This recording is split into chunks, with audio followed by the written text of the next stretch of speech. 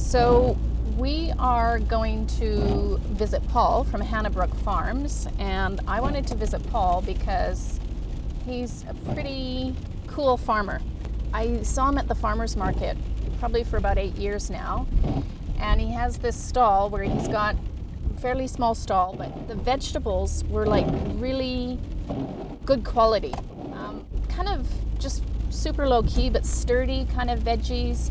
And he's a bit of a character too, but he's super low key. And he grows his food biodynamically, which I'm a huge fan of. So we're gonna check him out. We're in the smart car. Andy's working at the camera. I've got the really loud wipers going in the background. It's steaming up. I wanted him to film for complete vanity reasons. I'm 52, but I'm still vain. I've got a bit of curl in my hair, and it's a super rainy day, and I'm going to look like a dead rat by the end of the shoot. So, yeah, join us, and let's see what Paul has to show us today. It's going to be end of season, wet, rainy. Everyone's going to be grumpy, maybe not, and but we're going to check out some really cool food, celeriac. I've baked off some celeriac ahead of time, coated it. It's got some lovely spices that I fresh ground onto it. This is something that we've spoken a lot about at the farmer's market, and yeah, I'm looking forward to sharing time at the farm with Paul at Brook Farms. It's quite cold, okay, but I wanted to get you to try the celeriac. So I was telling Andy the other day, he's like, why are you going to prepare some celery root for Paul? And I said, well, I was in the farmer's market the other day. That's good. And there's like the recipe I've had yet with it. Okay, well, it would be even nicer if it was warm, but I didn't expect it to get that cold that fast. I'm used to eating cold food here. It's pretty regular. Right. So I was telling Andy that you pulled out the biggest, ugliest celery root I've ever seen, and you said, right from that corner that I was yeah, you. and you said you thought of me, and I was like, oh, isn't that nice? You picked out the ugliest thing in the garden and thought of me. Because you're the only one who buys celery root. Really, like, this guy Kyle on Sunday buys one too, and that's it. Right. But apart from that, well, maybe if they had samples of this, they'd buy it all the time. Yeah, I'm going to go try to sample stuff at the market. Is there anything I can help you with? No, not really. More. One more bite. Just deliberate one more minute and then also don't want to walk all the way over there again. Okay. Cool. The rest are for you, Andy. Send me the recipe for that. Okay, I will. It's just Bring it to the market tomorrow or something. well, it's freshly ground coriander, cumin, and fennel seed, and then coconut oil, smoked salt, and pepper, and a bit of chili.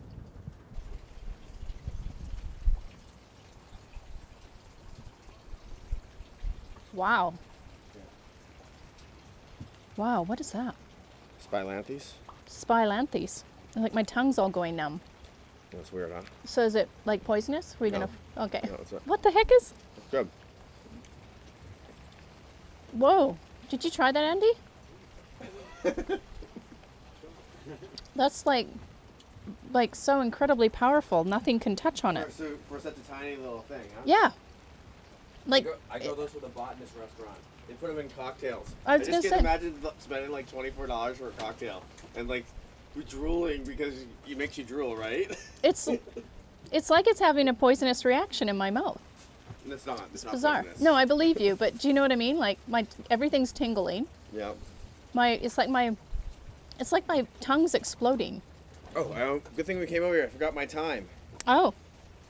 Can never have too much time, Paul. No, I never have enough. It's too much. Tell me the name of that thing that's in my mouth again, because that's all I can taste. Spilanthes. Oh, look. Spilanthes. That is like beyond incredible. It's like the most bizarre taste sensation and flavor explosion. My mouth is literally still kind of tingling and it's almost spastic. It's amazing. That'll take care of the spilanthes. Really? It's the antidote? It's a super sweet carrot.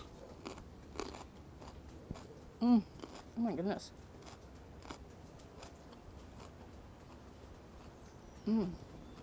That's delicious. Beautiful. It's not just good looking. It tastes good. I could pick some purple radishes. They sometimes sell at the farmer's market. Where did I put that last spilanthes? Do you still have it? It's in my hand. Okay, can I take that? Absolutely.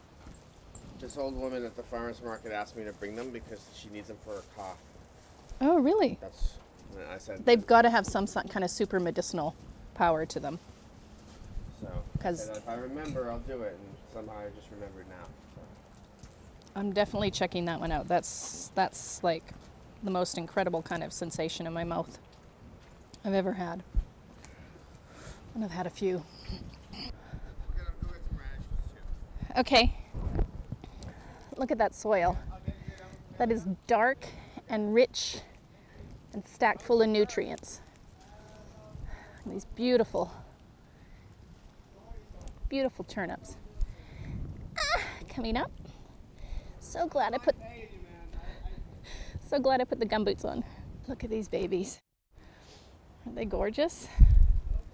Stunning. You can see they've come from super rich soil. So there's not only tons of flavor in there and that beautiful color, but it's so good for you. It's just so good.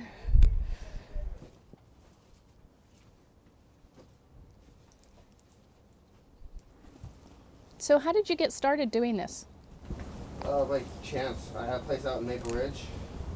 And I was working as a teacher. What were you teaching? Elementary school. Huh? And? And I didn't have like a tenured position like in the public school. Mm-hmm. So I was like kind of all over the place, and it's like I enough to raise a family on. So I decided like growing salad in my backyard. That property is 25 acres. So I just used like a quarter acre and grew garlic and salad and sold to West and Pinot on the side. And West and Pinot are the two best restaurants in the city, and people just kept going from there, talking about it, and I never advertised.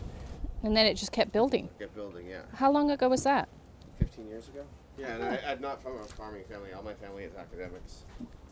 Right. And so did you get into teaching because you really wanted and loved teaching, or was it just... I have a master's in education from University of Maryland. But is what I'm saying, is that what you wanted to do, or was it just like you just went into teaching because it was something to do, or you had a passion for it? Both, I guess. So do you teach today at all? I didn't like it that much. No. Do you end up teaching on the farm? No. No?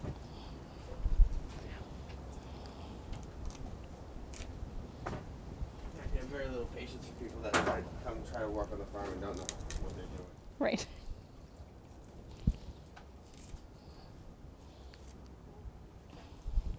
So, just as well I'm not looking for a job. Yeah, that's good. A lot of people come out and like, oh yeah, and they think it's like a farm, like a garden. It's hard, right? We have to pick 300 pounds of salad every day, leaf by leaf, one leaf at a time. 300 pounds of salad every day, leaf by leaf. And so, do you have, like, in the winter, is it like really, really slow, or what happens then? I've got a huge walk-in cooler, so it's Oh, okay. I've got 3,000 pounds of potatoes in there. I've got 500 pounds of quince. I've got like 4,000 pounds of various types of squash. I've got your, celery root, probably 400 or 500 pounds of that. Like, I've got a lot of stuff in there that'll keep me busy for months. And all these sunchokes haven't even started yet. Like, I've got tons of those. So that, and then the watercress goes through the winter. Turnips, fine in the winter. Parsnips, carrots, all that's still going. And have These you... radishes, look how great these radishes look. I mean, Oh, just like, they're not quitting anytime soon. they're beautiful. So is there any crop that you've tried that just didn't work here? Yeah, at this farm. Like, Yeah. At my other farm, I have 6 acres of asparagus. Right. At this farm, I can't grow asparagus or garlic. Interesting. Why is that? The soil's too peaty. Oh, too peaty. So, okay. And what kind of soil is good for asparagus? Sandy. Sandy. I've got river bottom at my farm in Mission. Oh, okay. So perfect. Cool. We've got artesian springs there too, so they get fed automatically by spring water. all Great the time. water. Not even go out there except for harvest. Some mulch. So do you keep your own spring water? Do you Yes. gather it yourself? Yes. because when I first came to Vancouver, I used to get it from Watershed Park, and then they closed it down there. And then I went up to Lions Bay to get my spring water, and they closed that down too. So, well, it's not that good. It's the water, all the forest around there is actually sprayed, and if you taste the water, it's not that nice. That's they're a propagating company. Uh-huh.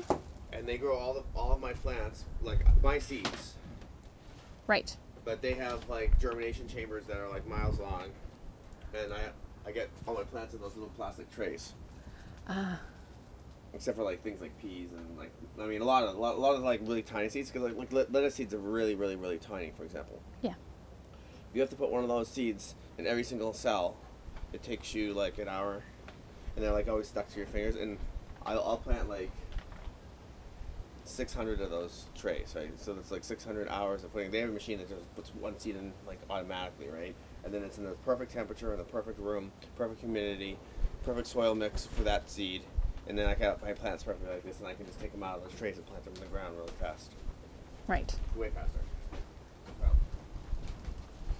So, a lot of people think because I'm a chef that I should be good at gardening, and it's so not the truth. I've literally spent thousands of dollars in order to kill thousands of dollars worth of vegetables. It's just not my thing. And it's one of the reasons why, you can see how prissy I am here about this, but it's one of the reasons why I'm so passionate about farmers markets, is because there are people like Paul who really doesn't even need to come to the farmers market. It's not his mainstay.